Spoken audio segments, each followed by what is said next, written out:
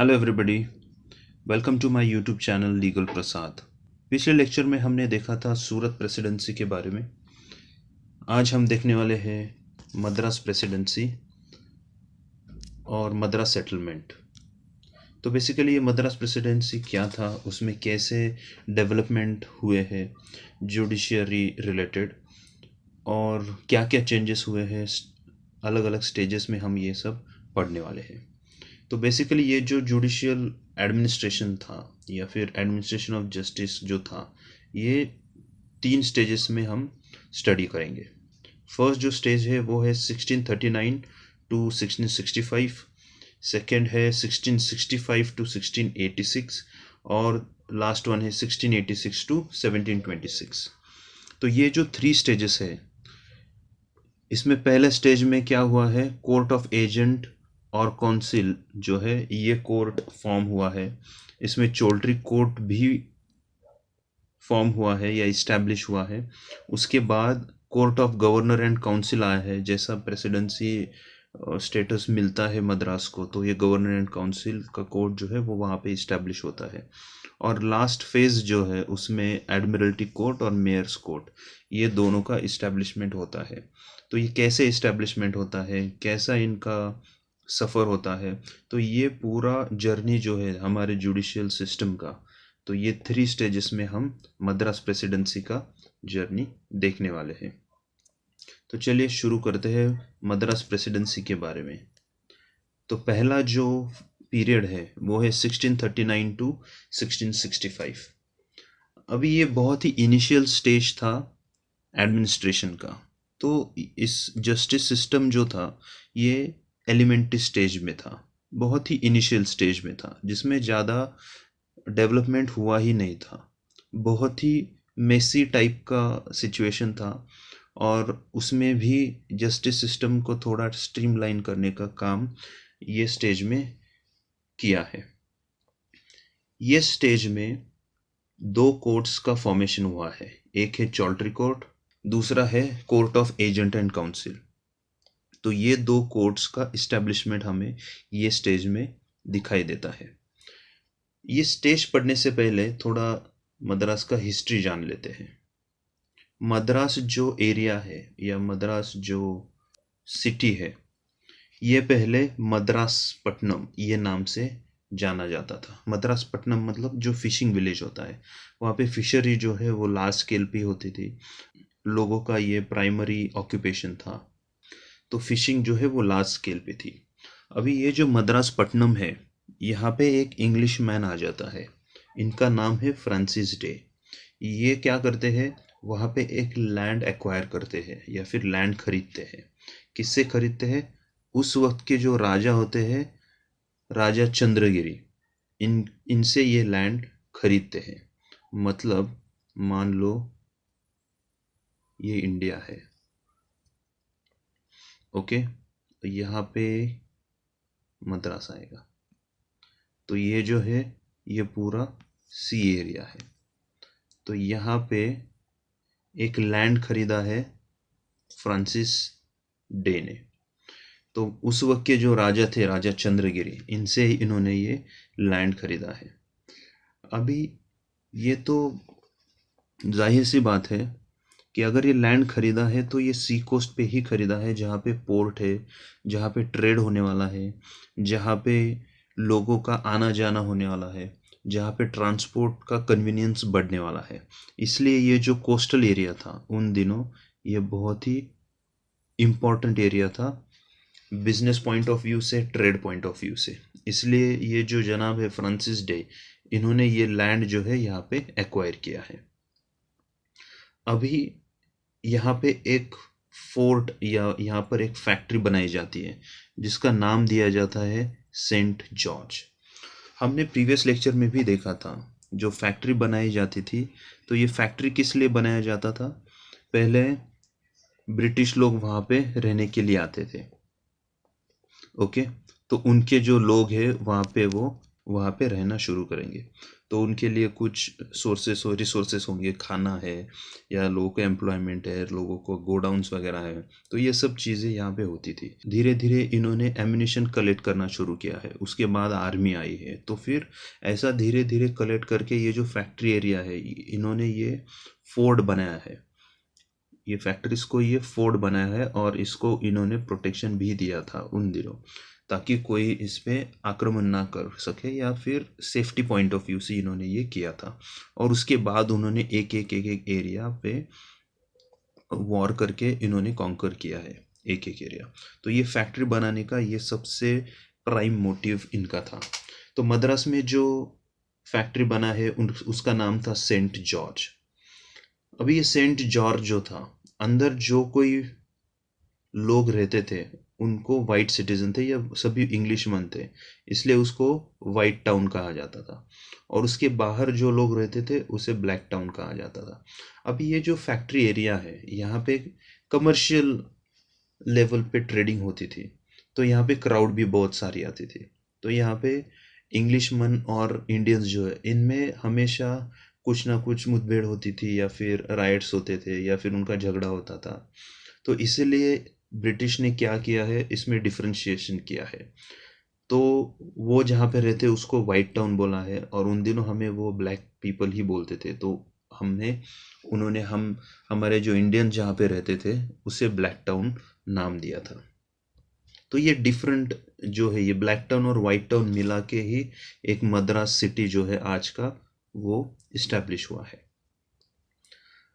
पहले जो है ये मद्रास एक एजेंसी था, और सूरत को वो सबॉर्डिनेट था। सूरत यहाँ पे कहीं पे था, और ये मद्रास यहाँ से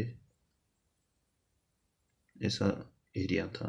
तो ये जो सूरत एरिया है ये बहुत ही बड़ा था, तो ये सबॉर्डिनेट था ये पूरा एरिया, यहाँ से यहाँ तक। तो ये सबॉर्डिनेट एरिया था सूरत का। बाद में वो अलग से प्रेसिडेंसी बना है, वो भी हम आगे देखने वाले हैं। तो कंपनी ने ये मद्रास प्रेसिडेंसी में अच्छा जस्टिस सिस्टम लाने के लिए, या उनका एक प्रयास था कि वहाँ पे उनके हिसाब से जस्टिस सिस्टम एग्जीक्यूट होना चाहिए, इसलिए उन्होंने एजेंट एंड काउंसिल का इस्टेब्लिशमेंट वहाँ पे किया है। उस वक्त से एजेंट एंड काउंसिल वहाँ पे इस्टेब्लिश हुए हैं।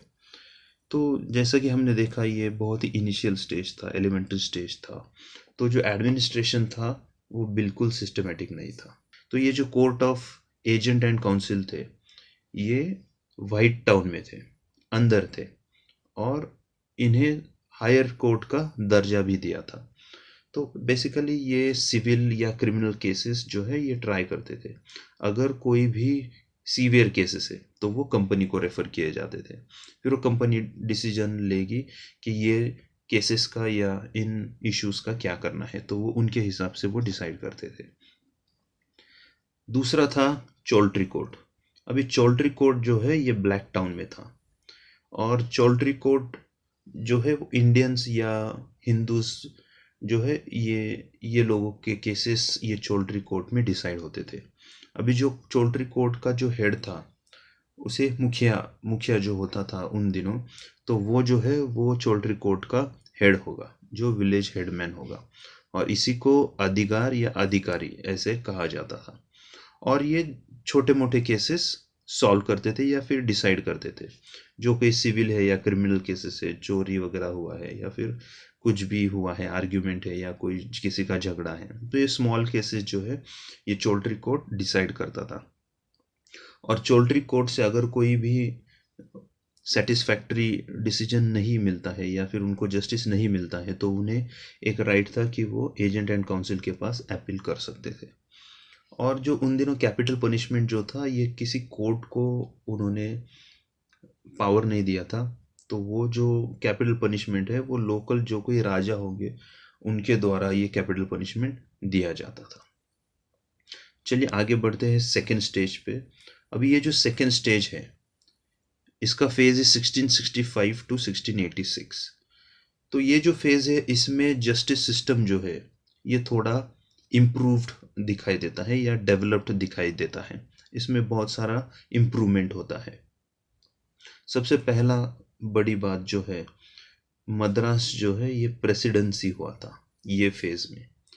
तो मद्रास जो है, जो प्रेसिडेंसी जैसे ही बना है, कॉरपोरेशन आ जाता है वहाँ पे, तो ये court of governor and council की स्थापना यहाँ पे होती है। Court of governor and council मतलब बहुत ही ज़्यादा बड़ा दर्जा ये कोर्ट को दिया गया था उन दिनों। तो एक इंस्टेंस भी है हिस्ट्री में हमारे, एक मिसेस एसेंटिया डेव्स थी, तो इन पे चार्ज लगे थे। एक इंडियन स्लेव थी, लड़की थी, उसके मर्डर के चार्ज इन पे थे। इनका जो केस है court of agent and council में चला था। अभी court of agent and council तो ये सब केसेस डिसाइड करने के लिए कॉम्पिटेंट नहीं थे, तो इन्होंने क्या किया, ये केस जो है कंपनी के पास रेफर किया। और जैसे पैरेलली मद्रास को प्रेसिडेंसी का स्टेटस मिला था, तो एजेंट एंड काउंसिल ने ये जो केस है ये किसको रेस किया, गवर्नर एंड काउंसिल को। तो अभी गवर्नर और जो काउंसिल है, इन्हें ये पावर था जो कैपिटल ऑफेंसेस से उनके साथ डील करने का।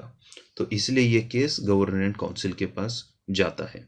अभी गवर्नर एंड काउंसिल जो है ये डेव का केस ट्राई करते हैं जूरी के हेल्प से, और इसमें जो डेव है उसको बाइज्जत बरी कर देते हैं।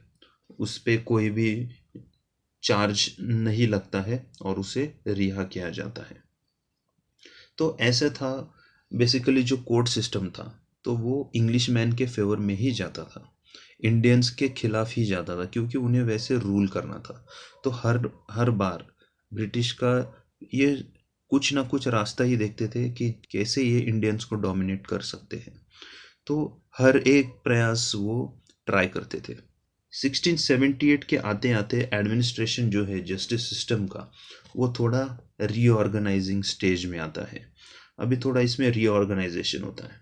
सबसे बड़ा चेंज जो इसमें होता है, court of governor and council जो था, इसे high court of judicature declare किया जाता है।